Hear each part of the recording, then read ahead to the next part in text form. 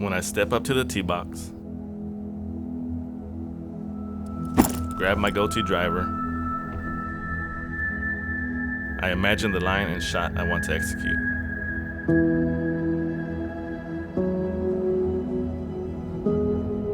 I can imagine the shot in my mind.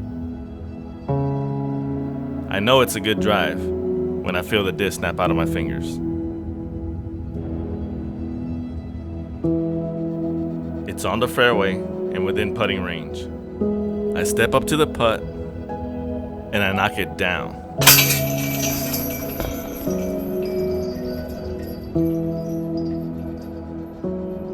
We been married 15 years, and we met on a disc golf course. We met at Live Oak City Park. I'm looking for a hole one, and I'm new. I don't know where I'm at. So I see this group of guys kind of go by, and I'm like, hey, where's hole one? They're like, we're headed that way right now. We exchanged numbers afterwards, and I remember telling her too that you can use my phone number for other than disc golf purposes. Well, that's how that started.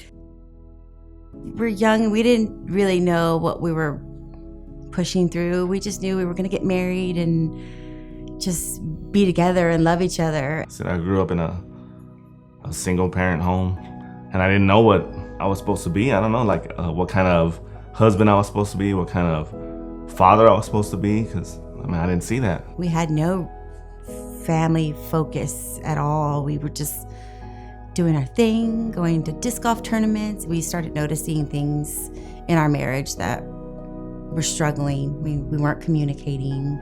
We were both involved in our vices. I was addicted to alcohol. I had been living this way so many years that it was just like normal to me. I don't really know how to put it. It was just a way of life. There were moments where I was just like realizing that I need something more in my life, I guess, a change maybe.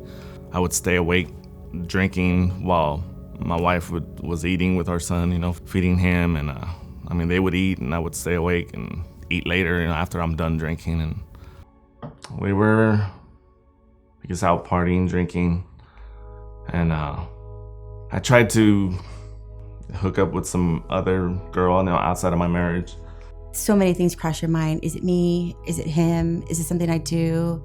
Am I not pretty enough? Am I not this? Am I not that? If only I was this. I didn't know if my wife could forgive me for that, or if our marriage was gonna be over at that point. It was a painful moment. It was a dagger to the heart. It didn't lead to anything because she didn't allow it. But I don't know, back then saying if she would have been game, I guess. No telling where my life would be now. That kind of brought me to reality, I guess. But it didn't change me. I kept drinking. I think at that moment is when I decided we needed to really look into our marriage and where it was going. So I got introduced to Jim Bob through playing disc golf. If there was a tournament going on, he would put a post on the discussion board like, hey, I'm collecting socks or some cash, if you guys can bring cash to help these kids. He had a heart for helping others, Well, Jim Bob would always talk about Jesus. When Jim Bob invited us to church, and I remember my wife Stacy saying, like, I told her, I'm not gonna go, I'm not going. I'm like, well, I'm gonna go without you. So I said, okay, I'll go. And I remember going to church and just how it's nothing what I thought it would be. I just remember the music was awesome.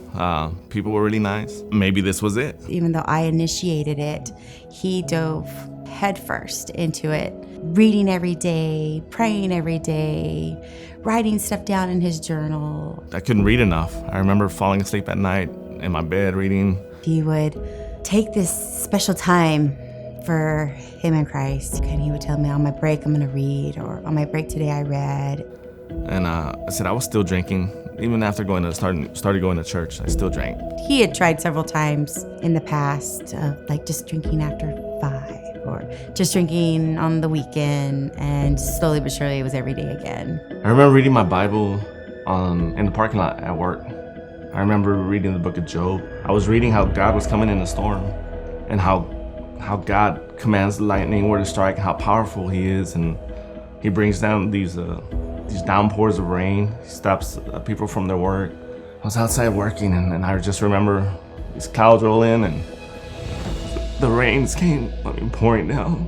And while everybody was ducking to find shelter to get out of the rain, Orlando just stood there in awe and glory of how wonderful it was. All these years, and I thought it wasn't true, and to realize now that it is. He's real. Sorry. I just felt that God was like, it's time. It's time to quit. I was an alcoholic, drinking every day, and to quit like that, just cold turkey, because God said it's time. It was amazing. His strength in that, during that time, is what finally seeped into me. I hadn't quit smoking marijuana. I was still doing the things that I wanted to do. But eventually that seed started to grow, and then it started to grow, and I started feeling convicted, and I followed shortly after that. I just remember when she quit, she started getting goals. I want to say she started wanting to do more with her life after that. And the mom that she is, the mother that she is, to Jed, to see that, to witness it, I try to imagine what our life would be without Christ. It's crazy to even to think what it would be like, what it would look like.